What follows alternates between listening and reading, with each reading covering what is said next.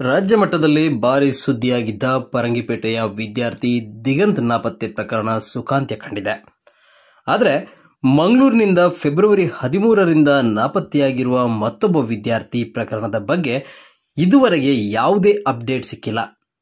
ಬಜಪೆ ಮೂಡುಪೆರಾರ ಗ್ರಾಮದ ಅರ್ಕೆಪದವು ನಿವಾಸಿ ನೀರುಮಾರ್ಗದ ಪ್ಯಾರಾಮೆಡಿಕಲ್ ಕಾಲೇಜಿನೊಂದರಲ್ಲಿ ವ್ಯಾಸಂಗ ಮಾಡುತ್ತಿದ್ದ ನಿತೇಶ್ ಬೆಲ್ಚಡ್ ಫೆಬ್ರವರಿ 13ರಿಂದ ನಾಪತ್ತೆಯಾಗಿದ್ದಾನೆ.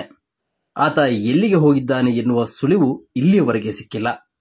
ಇದೀಗ ವಿಧಾನಸಭಾಧ್ಯಕ್ಷ ಯುಟಿ ಖಾದರ್ ಅವರು ವಿಶೇಷ ತಂಡ ರಚಿಸಿ ನಾಪತ್ತೆಯಾಗಿರುವ ವಿದ್ಯಾರ್ಥಿಯನ್ನ ಪತ್ತೆ ಮಾಡುವಂತೆ ನಗರ ಪೊಲೀಸ್ ಆಯುಕ್ತರಿಗೆ ಸೂಚನೆ ನೀಡಿದ್ದಾರೆ.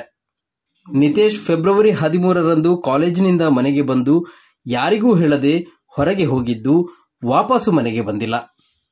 5.5 ಅಡಿ ಎತ್ತರ, ಗೋಧಿ ಮೈಬಣ್ಣ, ಸಾಧಾರಣ ಶರೀರ ಹೊಂದಿದ್ದಾರೆ. ನಾಪತ್ತೆಯಾದ ದಿನ ಕೆಂಪು ಬಣ್ಣದ ಟಿ ಶರ್ಟ್, ಬಿಳಿ ಬಣ್ಣದ ಪ್ಯಾಂಟ್ ಧರಿಸಿದ್ದರು. ಕನ್ನಡ, ತುಳು, ಇಂಗ್ಲಿಷ್ ಭಾಷೆ ಮಾತನಾಡುತ್ತಾರೆ. ಬಜಪೆ ಪೊಲೀಸ್ ಠಾಣೆಯಲ್ಲಿ ಪ್ರಕರಣ ದಾಖಲಾಗಿದೆ.